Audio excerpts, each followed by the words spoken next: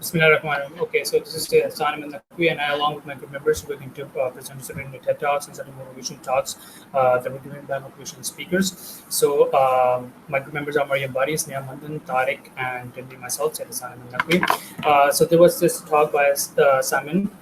Who said actually that why leaders eat last. So there was this, according to him, there was this concept of Johnny Bravo, in which he said that there were around 22 American soldiers that were in against in 2002, and they came into under heavy fire.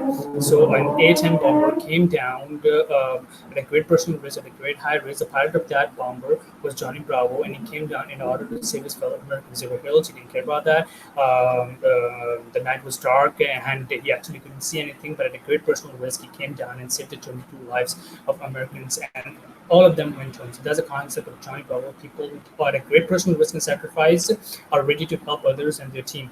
So, according to him, are there any Johnny Bravos in the organization?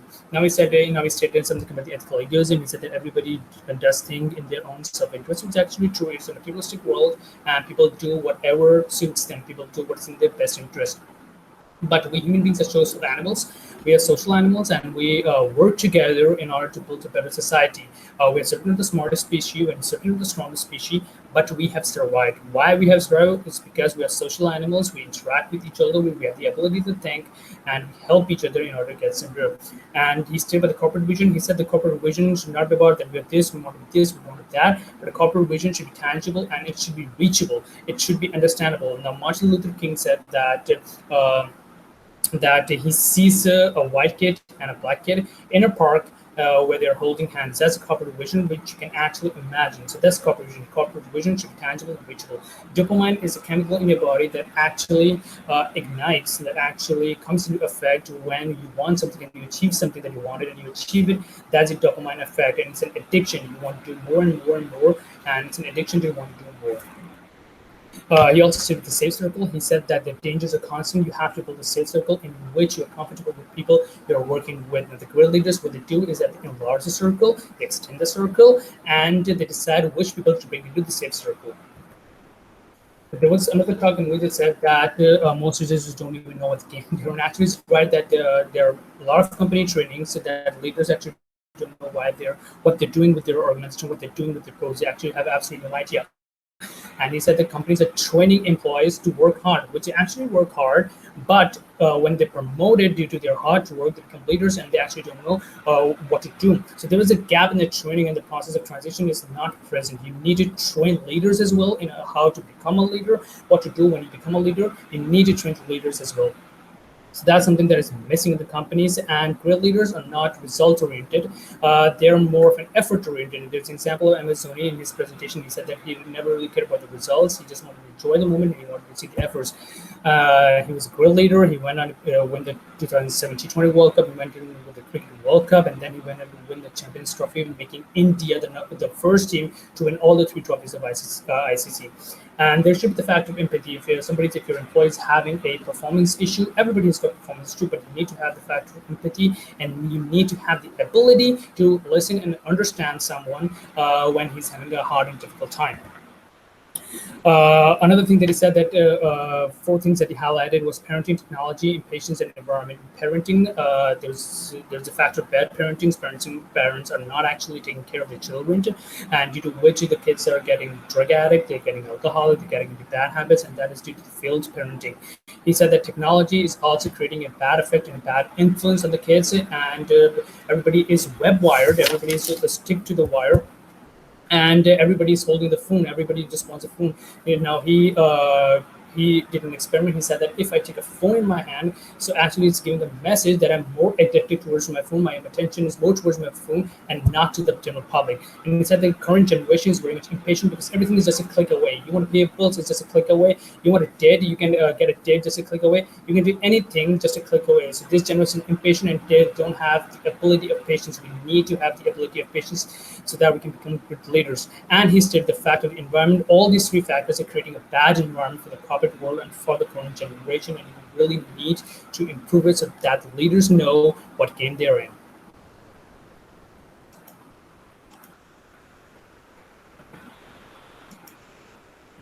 Assalamu alaikum, it's Tariq presenting. So I will be talk about what is entrepreneurial thinking. Entrepreneurial thinking is an ability to find and pursue the problem and turn that problem into solution. Why entrepreneurial thinking is important? Entrepreneurial thinking is important in every part of life. A person with entrepreneurial thinking has creative idea and turn that idea into reality. He sees problems as opportunities and turns circumstances into advantages. So the lesson I learned from this video is that we should not ask our coming generation that what will you be when you will grow up. We just ask that which problem will you solve when you will grow up. Entrepreneurial thinking as a lifestyle. This TED Talk was of Quinn Lai, who is a social entrepreneur in Hong Kong and United States. So he talked about the main ingredients of success. He said that entrepreneurial lifestyle constantly change and fulfill the need of people. According to him, entrepreneurial lifestyle is based on three things which are feasibility, viability, and desirability. Feasibility means that the business he is doing that has technology available or not. And viability means that does this business can be done in affordable manner, whereas desirability means that does this business fulfill the needs of people or not. Entrepreneurial mindset. What is entrepreneurial mindset? Entrepreneurial mindset is a set of skills and knowledge and processes which drives the entrepreneurial behavior. Uh, in this video, Bell uh, talked about entrepreneurial mindset, and he said that entrepreneurial mindset can be nurtured, and he gave three tips to the students. These are: students should seek out challenges, and they make habit to read every day. Number three, engage in daily reflection. And at last, he gave the concept of creation of product and market research. So, Bill told that the main ingredient of the success of any product is market research. A person must properly do market research before launching any product. He must ask questions about the quality and color visuals of the product. This will result in success. Otherwise, if this is not done properly, then success is not guaranteed. Thank you. Hello everyone, this is Sneha Mandhar. I'm here to present the future of the cities, making sense to COVID 19. As we, after concluding the interviews of so many entrepreneurs, we have put a conclusion to make sense to COVID 19. As we all suffered from coronavirus, which was a big pandemic, let's just read out some points that really make sense to COVID-19. So, after the coronavirus, people started to conclude that people's parents' behavior started to be changed. People started to have some shopping sense. There was a huge impact on shopping sense of the people started to buy very fewer goods than before they used to purchase. People are spending more time with their home families and especially themselves, which is a basic need, rather than that busy schedule. How human beings should arrange themselves, COVID have especially make people realize that how should they arrange themselves, if we talk about their physical health, their mental health, and in all the ways how should they arrange themselves. COVID Due to COVID, people have touched the point of physical safety, how to deal with emotional trauma. As COVID was a natural disaster, people have come to know what behaviors make you safe and what puts you in danger, especially behaviors that make you safe.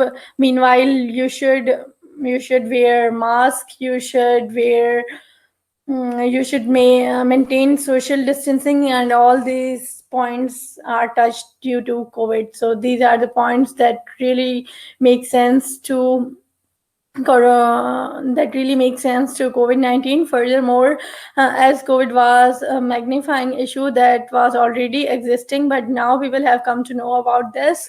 What, how, and uh, who is the reason of coronavirus? How should it be dealt? How should we deal with it? And what to do to cure this.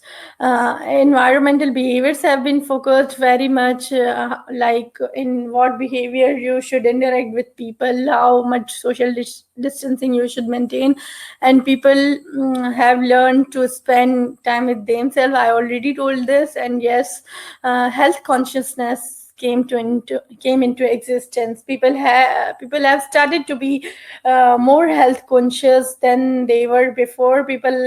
Have come to know about uh, People have come to know about immunity. They have started to work on their immunity, about their diet, and other exercise, other things that are needed. And the last and main point that I'm going to discuss is creativity. People have started to spend free time with themselves, that has caused creativity. People have started to be more creative due to COVID. So these were the points that were concluded and have made some sense to COVID-19.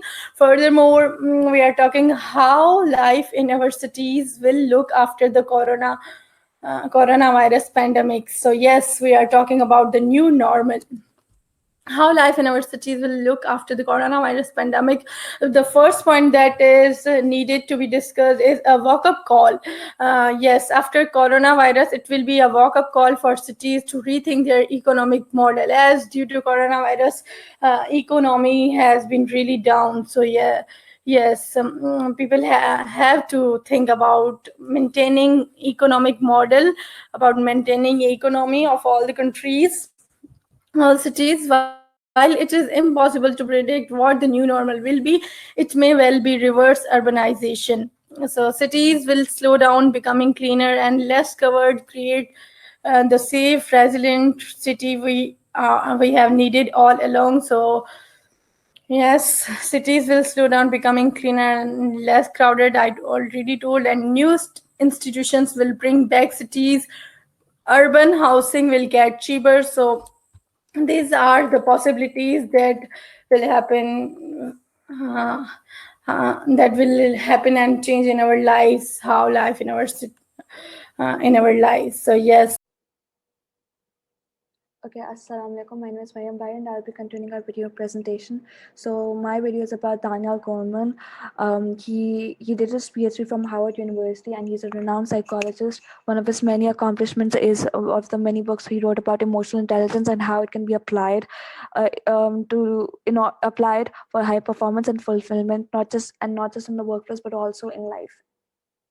So there's the statement made by Herbert Simon that basically goes that information consumes attention. Hence, a wealth of information creates poverty of attention. So what Daniel Goleman explains is us that we're living in a time where we're in danger of intentional impoverishments, and the signs are all around us. How a couple goes out for dinner in order to connect better emotionally and physically, but what they end up doing is that they both are constantly on their phones rather than looking into each other's eyes in order to understand what the other person is really saying and listening to what they're saying. So what a government basically says is that in order to overcome the situation, what the parties they could do is that they could give their full mutual attention. And by full mutual attention, I mean but without any distraction of emotional or physical distraction, and really listening to what the other person is saying.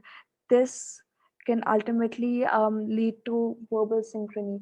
Verbal synchrony का मतलब ये है that when a person is constantly concentrated in the body language and the facial expressions, then they can really understand and connect better.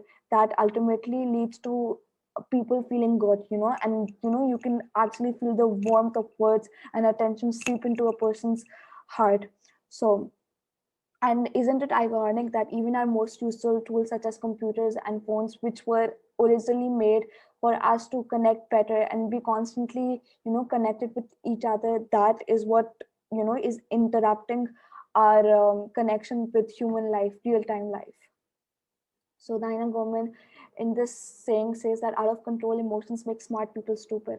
So this basically talks about power of emotions in general, and how it's a basically example of emotional distraction, how emotions take over attention, and how the high levels of performance is a result when attention is absolute 100%. There's a percentage of attention that basically leads to high performance of life, while emotions, if emotions are too strong, it will get us to low performance, and similarly if the emotions are too high, it will also lead us for low performance. And if the people are basically undermotivated with their emotions, then they disengage rather than engaging. If they don't want to talk about it, that if they're not emotionally if they don't concentrate on the right amount of emotions, then that leads to not proper performance level. So then attention span. So one of the many clever insights that was explained in this video was that how our society and psychologists keep talking about how easily our mind gets distracted and how small our attention span is. But isn't it ironic that our very attention span is what's keeping our economy alive? How businesses, they just have to make one changes to any variant in order to gain the attention of the customers. um, that is literally what's keeping our economy alive. Apple, this is literally what Apple does. They literally make just one change, and people are constantly hyped over that product. So we really need to focus on how we're gaining the right kind of information in terms of attention span. So in this slide, we can talk about how emotions are contagious, how we automatically mimic each other's facial expressions, body language, and tone of voice. Next, we actually feel the emotions we mimicked and begin to act on them without us realizing, that, how feelings can escalate as we catch them from one person, and how they constantly bounce back, so it's in an increasing spiral. So it's really important for us to how we surround ourselves with these emotions. And another important point is that how we should change our pessimist attitude, like I'm stupid, into something like this situation is stupid, and rather being optimistic about future. And we really need to cultivate the habit of seeing the right rather than the wrong in order for us to perform better basically in life. So it's really important to keep in check with our emotions, and that will ultimately lead to the fulfillment of better performance. Thank you.